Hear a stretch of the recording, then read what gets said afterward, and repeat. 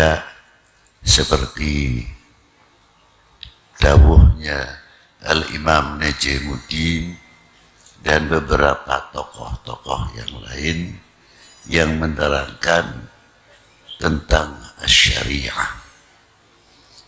Syariah itu diumpamakan kayak perahunya. Adapun buah daripada syariah, an-natijatus syariah wa huwa tariqah. Tariqah itu diumpamakan lautannya. Kelihatannya memang mudah, gampang. Orang mau menaiki perahu, yang jadi nakodanya siapa? Apakah perahu itu akan berjalan sendiri? Tidak mungkin. Mungkin mesinnya bisa dijalankan atau layar bisa dijalankan. Tapi tanpa nakoda ataupun tanpa kapten kapal juga sama. Bisa nyasar, bisa ngantem karang, tidak tahu situasi, ini akan terjadi gelombang yang cukup besar atau tidak. Dan bagaimana keadaan penumpang yang ada di dalam safinah atau perahu itu sendiri, mampu atau tidak kalau gelombang itu besar. Ada yang pusing, juga bisa yang tidak kuat, muntah-muntah, dan sebagainya. Itu pasti insya Allah begitu. Nah, siapa beliau-beliau yang nakoda atau kapten kapalnya? Ya tidak lain.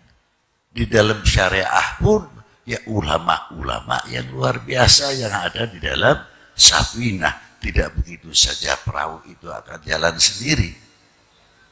Umpamanya tekanan angin ini berapa? Datang dari mana? Ini akan terjadi gelombang yang besar. Kalau kita yang awam sebagai penumpang oke-oke saja. Yang penting kapalnya tidak bocor. Yang penting kapalnya bisa menyampaikan tujuan insya Allah. Kalau syariat itu pasti. Biidznillah. Namun kita ditantang. Belajar naik perahu apa? Seperti contohnya apa? As-sholah. Dan lain sebagainya. Setelah sholat tahu bagaimana caranya niat, bisakah atau tidak sebelum sholat hati kita itu sudah hudur kepada Allah Subhanahu wa ta'ala. Ataukah menerima sholat itu sebagai beban atau tidak? Karena di dalam sholat itu sendiri mencakup dari beberapa hal. Untuk pribadi, untuk hubungan sesama kita, al-mu'min akhul mu'min, al-muslim akhul muslim, semuanya ada di dalam khamsa al-awqat, 5 waktu itu dalam sholat. Maka kalau sabda Nabi, awalu ma yuhasabu yaumal qiyamah as-sholah, dia tepat sekali. Pertama kali yang dihisab yaumil qiyamah adalah sholatnya. Oh, itu kata sabda Nabi tepat sekali. Karena apa? Di situ segalanya. Yang berhubung untuk pribadi, untuk umat. Coba satu contoh waktu kita mengucapkan Bismillahirrahmanirrahim. Alhamdulillahirabbil alamin. Segala puji milik Allah Subhanahu wa ta'ala yang menguasai, raja semua alam, untuk manusia khususnya yang berakal. Lanjutkan, Ar-Rahman Ar-Rahim, Malik Yaumiddin, pengenalan diri dengan ikrar dalam suratul Fatihah, Alhamdulillahi Rabbil Ar-Rahman Ar-Rahim. Di dalam kitab Khazinatul Asrar disebutkan ketika orang membaca suratul Fatihah Alhamdulillahi Rabbil Alamin, dijawab oleh Allah Ta'ala apa? Haqqi, itu milikku. Ketika kita sampai kepada Ar-Rahmanir Rahim, dijawab oleh Allah Ta'ala apa? Haqqi, itu milik saya. Tiada sekutu baginya. Ketika sampai Malik Yaumiddin, Haqqi, itu milikku. Sejauh mana kita mengetahui dalam tafsir suratul Fatihah ketika kita mengucapkan Malik Yaumiddin. Kalau kita mengingat itu mestinya takut. Sebab apa? Untuk menunjukkan kalimat Maliki Yaumiddin, kullu syai'in halikun illa wajah. Bumi, langit, semua hancur semua. Malaikat pun ikut mati. Jangan dikira tidak. Semua mati. Lalu Allah Ta'ala berfirman apa, bersabda apa di tengah-tengah itu? Hai mana orang-orang yang mempertuhankan selain aku? Tidak satu pun yang bangun. Tidak satu pun yang nongol.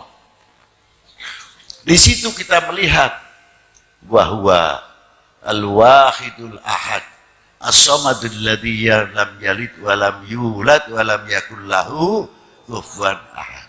Al-awwalu bila ibtida wal akhiru bila intiha. Selain Allah Ta'ala mawjudun ba'dal adami wal fana. Kita tahu nanti tauhid di situ. Lalu kita apa yang kita persiapkan pada waktu kita akan menemui sejanjinya Allah Ta'ala yaumil qiyamah? Apakah kita sudah mempersiapkan diri untuk menghadap? Bekal apa yang harus kita persiapkan? Tidak terlepas hanya kuncinya husnul khotimah yang kita harapkan. Satu. Kedua, ampunannya. Yang ketiga, tidak terlepas sebagai tawasul kita mengharapkan syafaah bagi Nabi sallallahu alaihi wa alihi wasallam. Lalu terusnya, iyyaka na'budu wa iyyaka nasta'in. Kepadamulah aku menyembah dan kepadamulah kami meminta pertolongan. Kalimahnya pakai jamak, bukan pakai kalimah mufrad. Asalnya nahnu. Kalau nahnu na'budu. Tapi kalau sendirian kalimah mufrad a'budu. Dibimbing oleh Allah Ta'ala menggunakan kalimah nahnu. Malik Yaumiddin, iyyaka na'budu wa iyyaka nasta'in. Setiap lubuk mukmin harus mempunyai i'tiqad. Kepadamulah kami, siapapun kami, bukan pribadi saya saja. Dan kita-kita ini pernah mengajarkan kepada nahnu lil ahlil bait lil aulad wal abna wal banat. Kita mengajarkan kepada anak-anak generasi kita bertauhid kepada Allah Subhanahu wa Ta'ala. Sejauh mana kita mengajarkan tauhid kepada anak-anak kita? Jauh daripada dunia kesyirikan-kesyirikan. Sudah sampai mana kita mengajarkan? Dan ketika kita menyebutkan wa iyyaka nasta'in, merasa tidak kalau kita ini golongan yang lemah? Sadar tidak ketika kita mengucapkan iyyaka na'budu wa iyyaka nasta'in sambil begini? Saya mampu, saya kuat. Begitu enggak kira-kiranya? Malu mestinya ketika kita menyebutkan iyyaka na'budu wa iyyaka, kita lemah, dhaif. Siapa yang paling bisa menolong? Hanyalah Engkau ya Allah. Seandainya dia penyakitan, siapa yang bisa menyembuhkan? Hanyalah Engkau ya Allah. Adapun kita kena Penyakit kita ridho, untuk menambah keridhoan pahala kita ikhtiar. Entah itu minum obat, tapi hati-hati. Jangan sampai kita mempunyai kesyirikan di dalam minum obat atau datang ke dokter. Kalau saya tidak datang ke dokter si A, mana mungkin saya sembuh. Ini bahaya. Jadi maaf saja, kalau mau berbicara syirik, kuburan jadi sasaran saja, jangan. Oh, kalau kita tidak makan, mati. Apa yang menentukan mati hidup? Nasi. Atau yang menyembuhkan penyakit kita ini obat. Mana? Bukan Tuhan. Ikhtiar untuk menemukan, kita kenal kepada yang menyembuhkan. Itu obat-obatan. Ketika kita makan, sudah sampai tidak? Kenal kepada yang memberi kenyang, atau hanya dapat kenyang.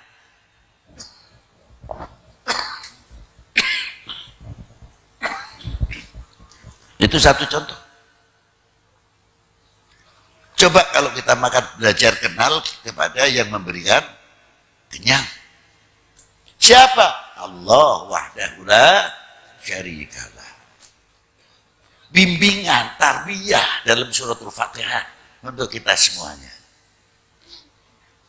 Sudah tahu masalah hal ini? Maka ketika kita menyebut iyyaka na'budu wa iyyaka nasta'in, Allah Ta'ala berfirman apa? Itu milikmu. Itu hakmu.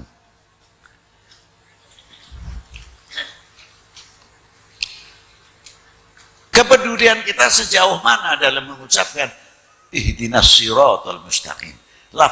Lafadznya juga pakai jamak. Bukan ihdini. Tapi menggunakan apa?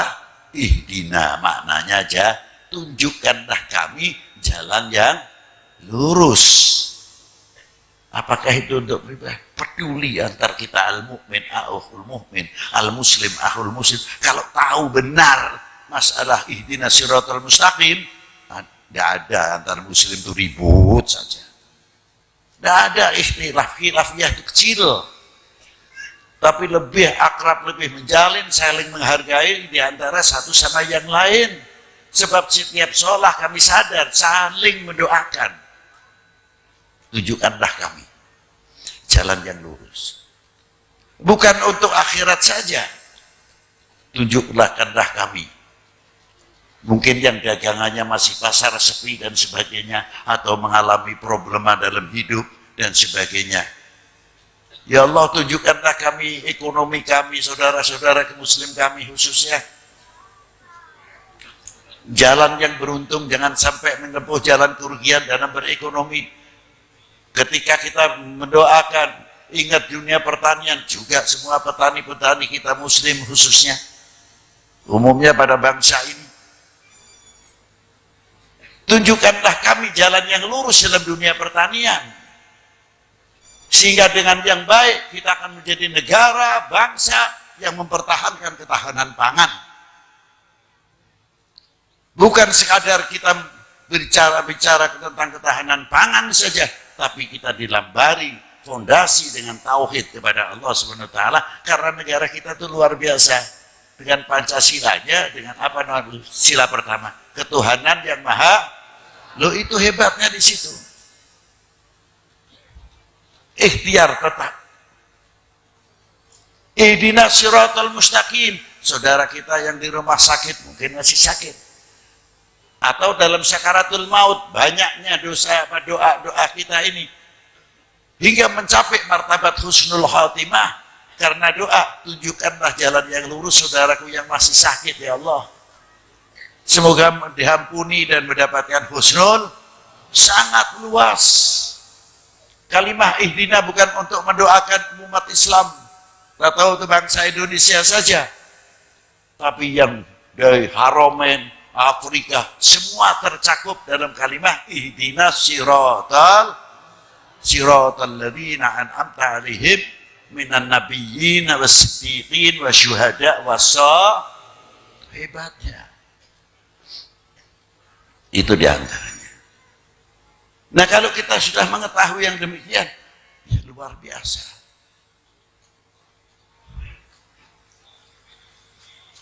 Itu pun di dalam membaca suratul Fatihah tidak bisa kita akan menafsirkan dengan otak hasil kepala sendiri.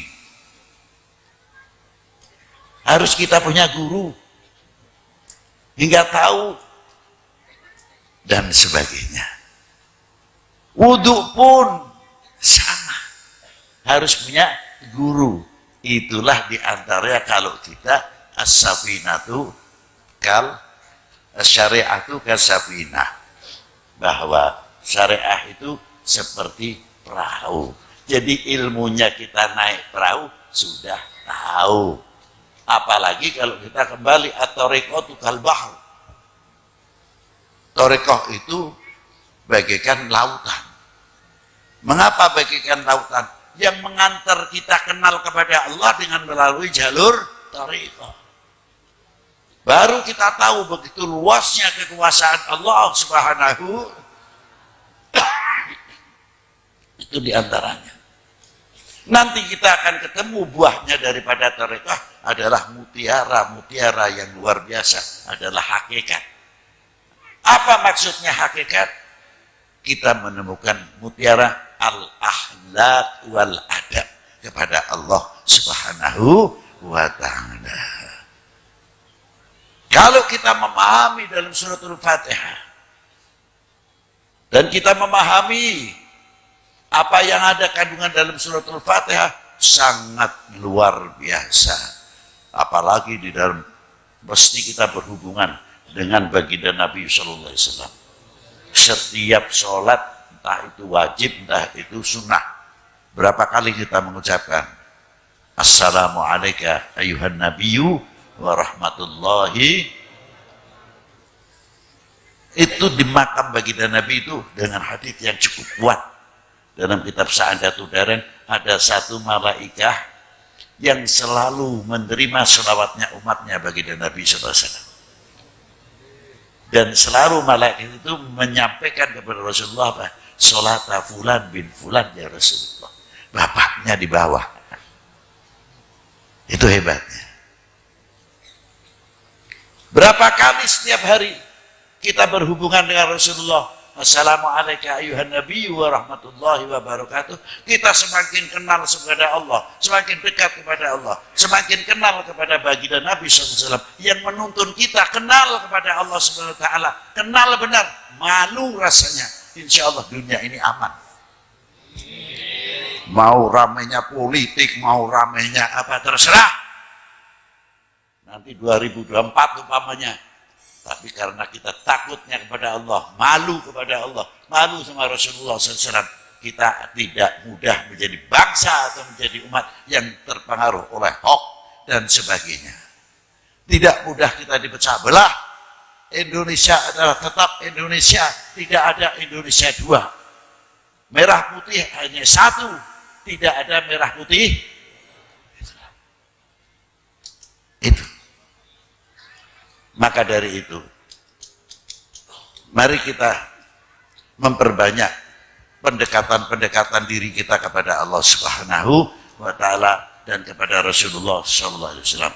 Selanjutnya dan selanjutnya dan selanjutnya. Wassalamualaikum warahmatullahi wabarakatuh.